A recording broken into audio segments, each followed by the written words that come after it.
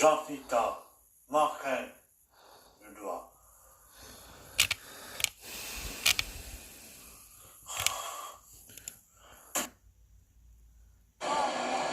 Bonjour à tous, on va vivre un grand moment de football, un grand moment de sport ici à São Paulo. L'Arena Corinthians nous accueille pour la deuxième demi-finale de la Coupe du Monde. On va connaître dans 90 minutes, peut-être plus, l'adversaire de l'Allemagne dimanche. En finale, ce sera soit les Pays-Bas, soit l'Argentine. Une affiche qui sent la poudre entre deux équipes, Yuri Djorkaeff, qui ont un compte à régler depuis la finale de la Coupe du Monde 78. Avec le retour de De Jong, qui revient de blessure, il était incertain et au dernier entraînement.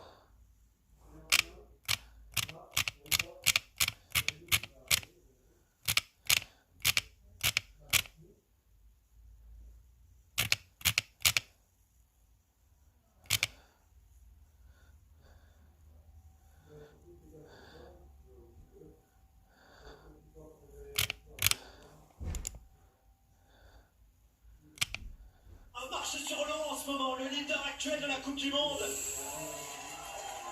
ce sous-bois, on a vu quand même pas mal bien dans la part. Il y a beaucoup de pilotes, les derniers pilotes, ça vient de passer, qui est parti, c'était beau, c'était froid.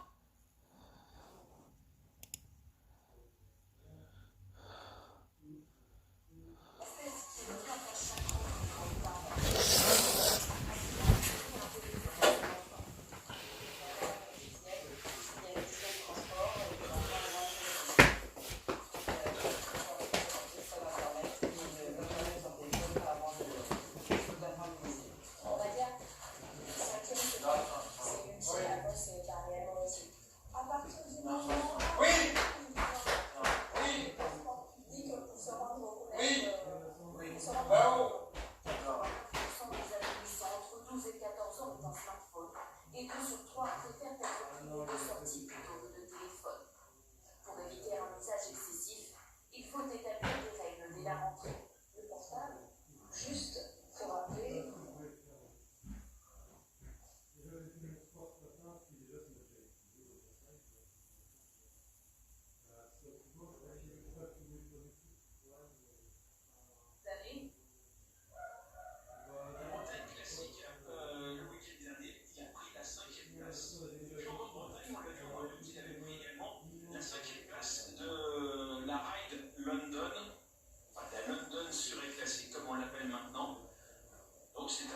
Qui était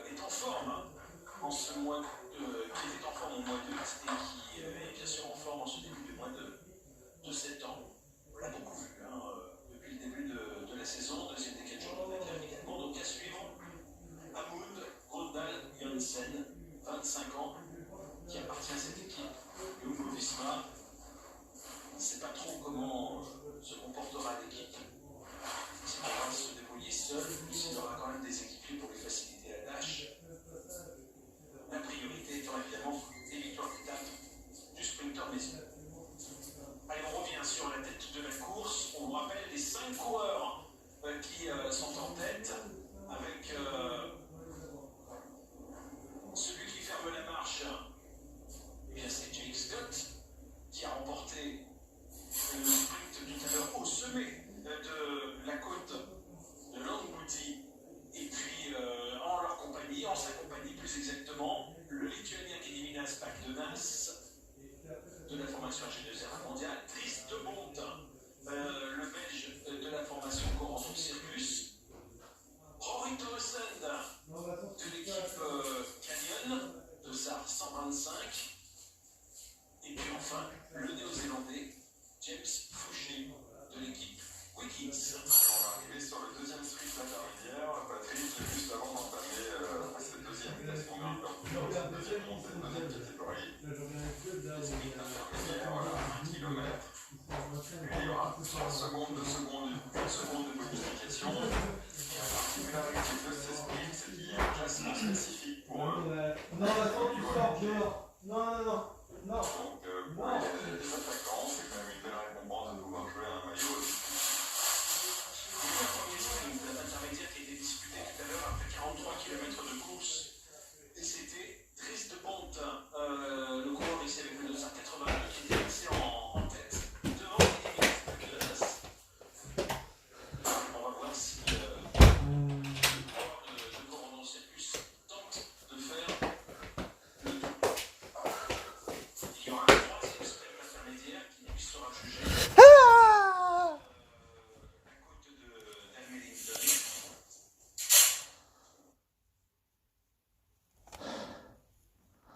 Pour l'année, plus que ça, donc il y a la PDA grâce à des ports comme ça, Bennett, Tagonia Thompson, qui est compliqué.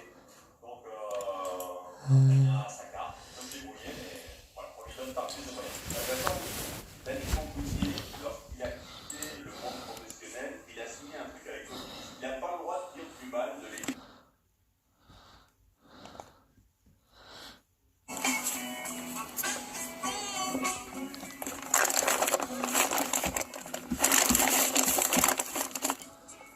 C'est le temps de l'Inter.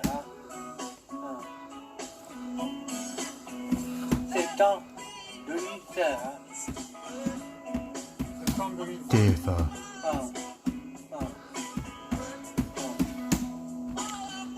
C'est le temps de l'Inter. La fête suivante. Après, C'est 2 fois cette année.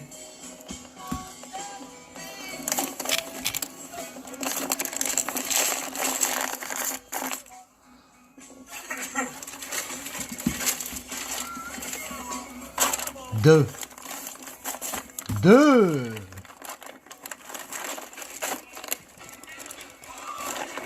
Pointe 2.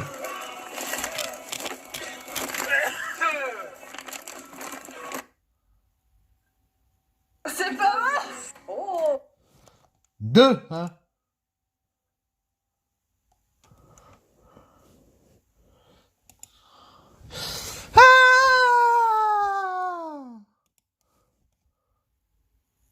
Salut à tous, c'est Axel de testmobile.fr. Aujourd'hui, on va tester le Galep. En fonction des notifications que vous avez. Ça, j'ai jamais vraiment réussi à l'utiliser, mais bon, vous l'avez. Vous pouvez zoomer aussi en inclinant le truc. Ça, je trouve ça horrible. Je le fais pas fonctionner. Se déplacer autour d'une image lors d'un zoom avant, ça pareil pour parcourir une image, vous pouvez le bouger. Et retourner, ça c'est un classique. C'est vraiment, vous avez une alarme, hop, vous faites comme ça va couper la sonnerie. Vous avez un appel, c'est la même chose. Peut pas. Voilà.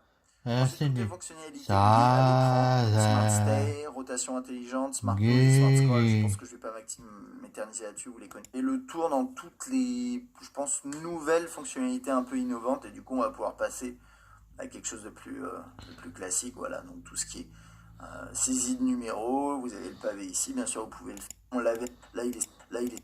Tout ce qui est message après, mais je suis pas sûr. Et là, on a la saisie sur le côté comme ça, voilà. Donc pas mal de trucs au niveau de. Voilà.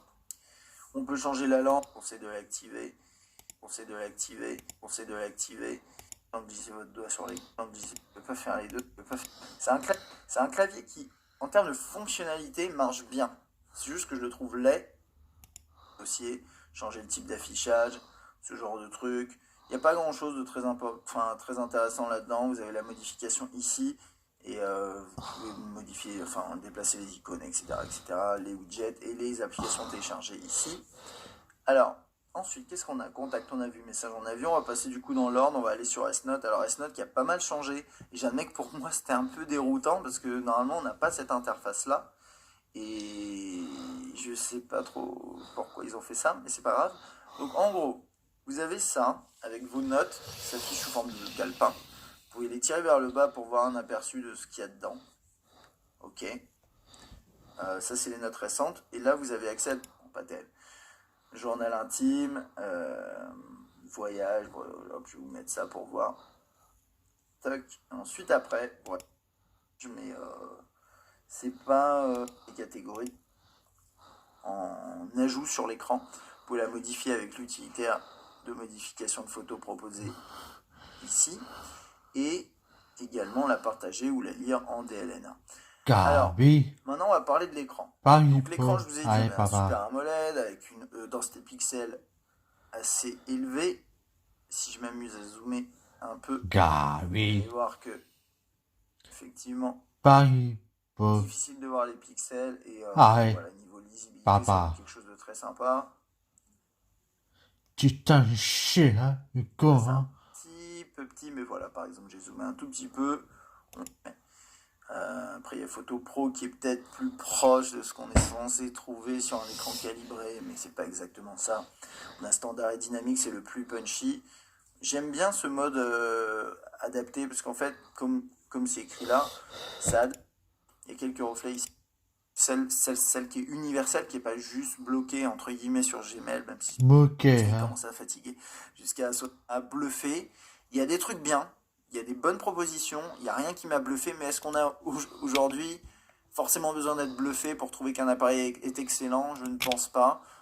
C'est pareil du S3 ou S4, j'avais trouvé le S4 excellent sans grosse révolution, moi c'est pareil avec le Note 3. Voilà, si vous avez des questions sur ce Note 3, n'hésitez pas à les laisser, j'essaierai d'y répondre. Si vous avez aimé cette vidéo, vous pouvez mettre un like, sur YouTube c'est en bas à gauche, et vous pouvez également vous abonner si ce n'est pas le cas. Moi je vous dis à bientôt. Si vous avez aimé cette vidéo, vous pouvez mettre un like, sur YouTube c'est en bas à gauche, et vous pouvez également vous abonner si ce n'est pas le cas. Moi je vous dis à bientôt.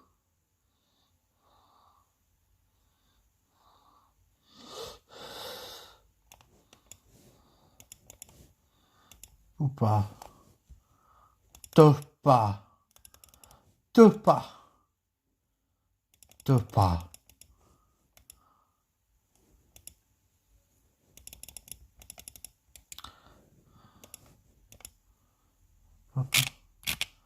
Dans.